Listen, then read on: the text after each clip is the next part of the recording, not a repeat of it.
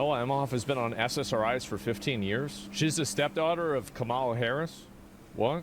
I'm just sitting here crocheting, waiting for a friend, and I was just listening to this podcast that the Wall Street Journal put out about SSRIs and anti-anxiety meds and kind of the overprescription of them in America, and it was making me think a lot because I've been on SSRIs for over a decade, almost 15 years probably. How old is she? Like, I mean, she doesn't look that old. 50? No. Sounds like a government. No, no, she's not 50. Like that acronym. Like, what is that acronym?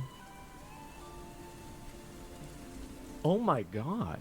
What the fuck? She said for 50, that means 11 years old. Holy shit. They were calling out the lack of research on long-term use of these things, lack of information that doctors give about coming off of these meds, and kind of this So when you're an infant and you're matching dinosaur names to pictures, this is essentially the same thing. It's a name.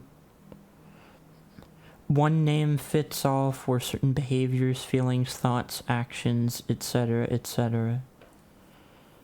These systems are set up to narrow in on the individual instead of... These systems can, unfortunately and overwhelmingly do end up with narrowing in on the individual instead of trying to substantiate or unsubstantiate whether there are factors making the problems the individual has to face larger than the individual. I don't think this is strictly the code, but this is unfortunately what happens due to implicit and complicit nature. Intentional and unintentional credentialist practiced and pathologizing. All kinds of different stuff. Affirming is one, that's another one. But yeah, strong emotions are hard to predict. Those in a position of authority may have to feel more secure with weighing in on what they observe.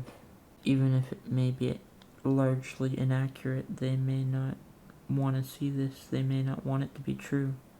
A friend of mine that's studying to be a psychologist has stated the obvious to me that, you know, we don't always rely on the DSM-5. It's not a strict rule set. It's widely accepted that it's not always accurate. But, okay. Is it a good thing that the DSM-5 is largely inaccurate if you're taught to rely on it where you can? You're seeking out applicability. This can inherently cause issues. Because then instead of people getting genuine help, professionals try to make the interaction as desirable as possible for themselves. Because a lot of times the genuine nature of certain problems is very deep. There's a lot of good professionals out there though, great actually, and a lot of individual people are very understanding, so it's not all bad. I do think this is an issue that needs to be cracked down on more. Drugs getting pushed for what is completely explainable behavior. Maybe not great behavior, but explainable. Be sure to check out my Instagram. Be sure to check out my TikTok where I post deep shit and some funny shit. You can join my Discord server if you'd like. It's not much, but it's something. Like and sub. My name means to conquer. You can help me do this by making me the most subscribed Vince on YouTube.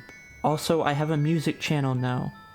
I am starting to release Juice WRLD inspired music. I'm openly inspired by Juice WRLD, and I've been working on a lot of cool shit there. So check that out if you're interested. Everybody have a good night or day. Cheers.